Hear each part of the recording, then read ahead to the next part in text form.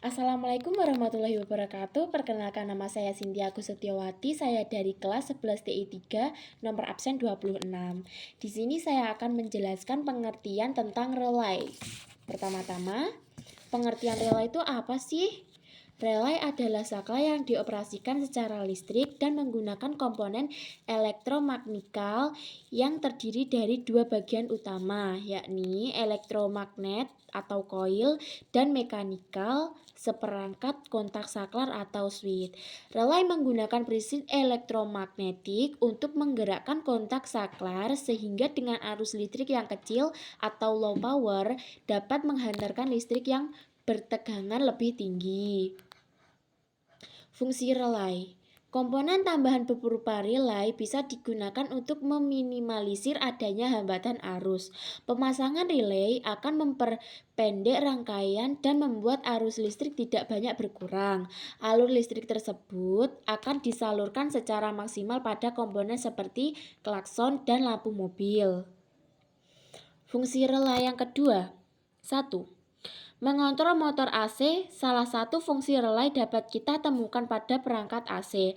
Relay AC memiliki fungsi untuk mengontrol motor kompresor, motor kipas, dan motor pompa pendingin untuk dapat kita kontrol.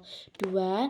Sistem kontrol digital. Fungsi relay adalah sebagai sistem kontrol digital. Sistem kontrol digital ini membutuhkan relay untuk memiliki kemampuan beradaptasi dengan sinyal tingkat rendah, sensitivitas sedang, tindakan cepat, dan keadaan switching yang tinggi. 3. Pengendalian arus listrik kendaraan. Mobil serta kendaraan bermotor lain, seperti sepeda motor juga menggunakan relay. Di sini relay digunakan sebagai pengendali arus yang cukup besar, menggunakan arus kecil. Contohnya, ketika mobil sedang dinyalakan, pasti akan menggunakan kontak starter. Supaya starter dapat diputar, maka diperlukan adanya arus yang besar. Jenis-jenis relay. 1. Single pole double throw atau SPDT relay. 2. Single pole single throw atau disebut SPT-ST relay. 3. Double pole double throw DPDT relay. 4. Double pole single throw atau DPST relay. Jenis-jenis relay bisa kita lihat seperti yang ada di foto berikut. Nah, untuk SPDT relay seperti ini. Nah, untuk DPDT relay seperti ini.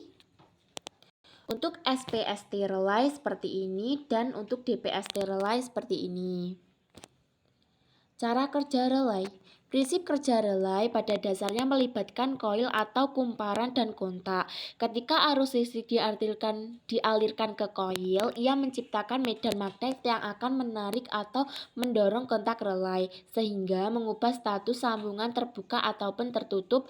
Dalam relay solid state, tidak ada bagian bergerak. Kelebihan relay.